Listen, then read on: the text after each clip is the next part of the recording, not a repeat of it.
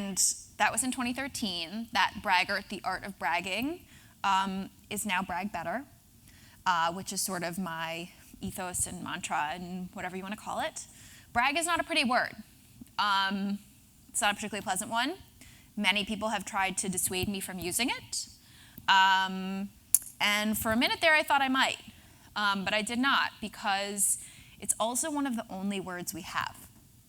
So my thing is about sort of taking back the word and owning it and realizing that bragging is facts. It's a statement of facts that's going to advance your career. I saw the applications of this for professional confidence, but then really the implications for career and business at any level. Whether it's, getting an internship, being promoted, getting more money. So what is the definition of brag? Brag means to talk about oneself boastfully, which gives us nothing. Boast means to talk about oneself with excessive pride, which means it's entirely subjective. We have assigned a lot of weight to a word that is different for everyone, and that's why I use it, because it is not something to be ashamed about.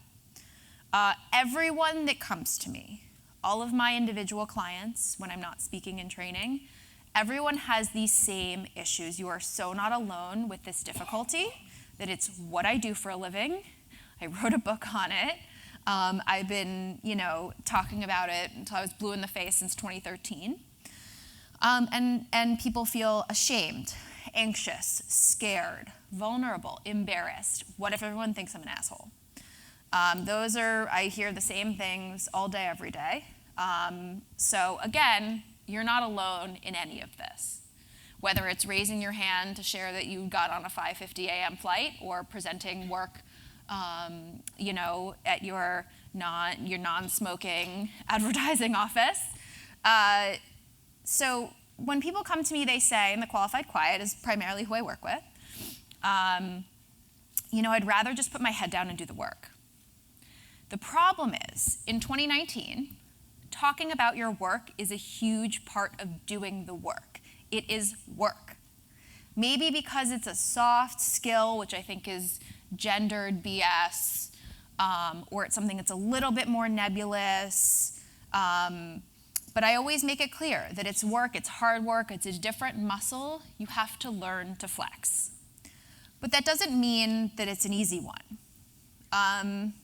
And I want to make that clear too. I get really frustrated, particularly thought about this a lot when writing Brag Better.